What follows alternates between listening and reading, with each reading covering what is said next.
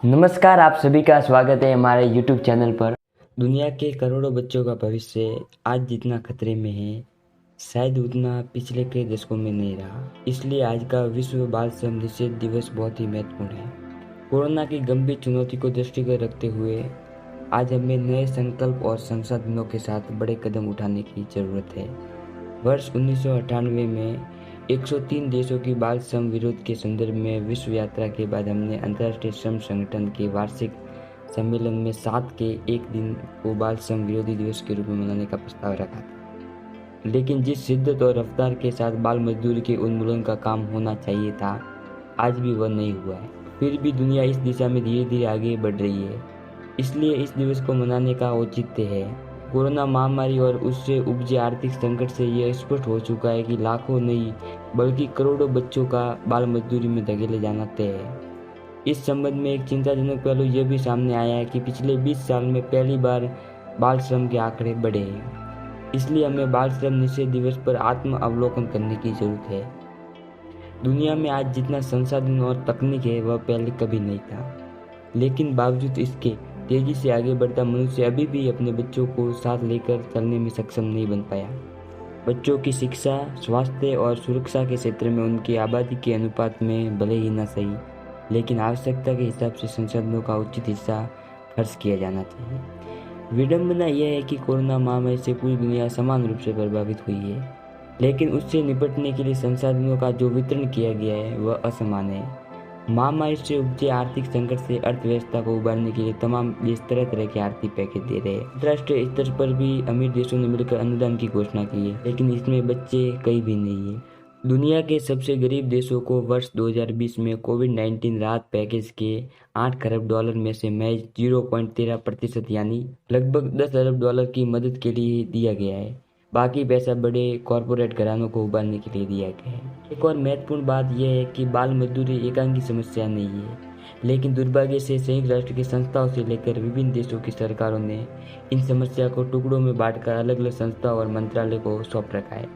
जैसे बाल मजदूरी, शिक्षा, स्वास्थ्य और सुरक्षा के लिए अलग अलग अंतर्राष्ट्रीय संगठन और सरकारी विभाग है। हमें समझना चाहिए कि बाल मजदूरी गरीबी, अशिक्षा और बीमारियों के बीच एक दूध चक्र बना हुआ है, जो एक दूसरे को उत्पन्न करते और फिर आगे बढ़ाते हैं। बाल श्रम इतनी आसान समस्या नहीं है जितनी लगती है। बच्चों को उनकी इच्छा के विरुद्ध किसी भी प्रकार के काम में शामिल करने का कार्य बाल श्रम, जो उनके मौलिक अधिकारों को बाधित करता है। भारतीय संविधान के अनुच्छेद 24 के अनुसार 14 वर्ष से कम आयु के किसी भी बच्चे को किसी कारखाने या खदान में या किसी खतरनाक रोजगार में नियोजित नहीं किया जाएगा। बाल श्रम की समस्या केवल भारत तक सीमित नहीं है, ये पूरी दुनिया में फैली हुई है। बाल श्रम एशिया में 22%, अफ्रीका में 32%, लैटिन अमेरिका में 17%, अमेरिका, कनाडा, यूरोप और अन्य धनी देशों में 1% है। जब हम किसी रेस्तरां, टी स्टॉल, होटल, कारखाने अथवा फूडी उद्योग में जाते हैं तो हम वहाँ 14 साल से कम उम्र के बच्चों को आसानी से काम करता हुआ देखते हैं। सुबह सुबह घर घर अखबार बांटना, सड़क किनारे जूते पॉलिश करना, कूड़े कचरे के ढेर में कागज पॉलीथीन चुनना। 21वीं शताब्दी में भी जब खेलने कूदने और पढ़ने लिखने की उम्र में लाखों बच्चों को ऐसे कार्य के जरिए अपने परिवार के लिए आय जुटाते हुए देखते हैं तो बहुत दुख होता है। बीड़ी उद्योग, कांच, पीतल, ज्वेलरी सहित कई खतरनाक उद्योगों में भी मासूम बच्चों को मेहनत करते हुए देखा जा सकता है। बाल श्रम न केवल उनकी आवश्यक शिक्षा से वंचित कर रहा है, वह अस्वच्छ वातावरण के तहत वे काम कर रहे हैं, वहाँ पर तरह तरह की बीमारियां होने की संभावना भी कई गुना ज़्यादा रहती है। ऐसे माहौल में काम करने वाले बच्चों को श्वास लेने की दिक्कत, त्वचा रोग, दमा, टीबी, रीढ़ की हड्डी की बीमारी, कैंसर, कुपोषण, समय से पहले बुढ़ापा इत्यादि कुछ घातक बीमारियां होने की संभावना भी बहुत ज़्यादा बढ़ती है। इसके अलावा यह समस्या राष्ट्र की प्रगति और विकास के मार्ग में एक बड़ी बाधा के रूप में उभरती है।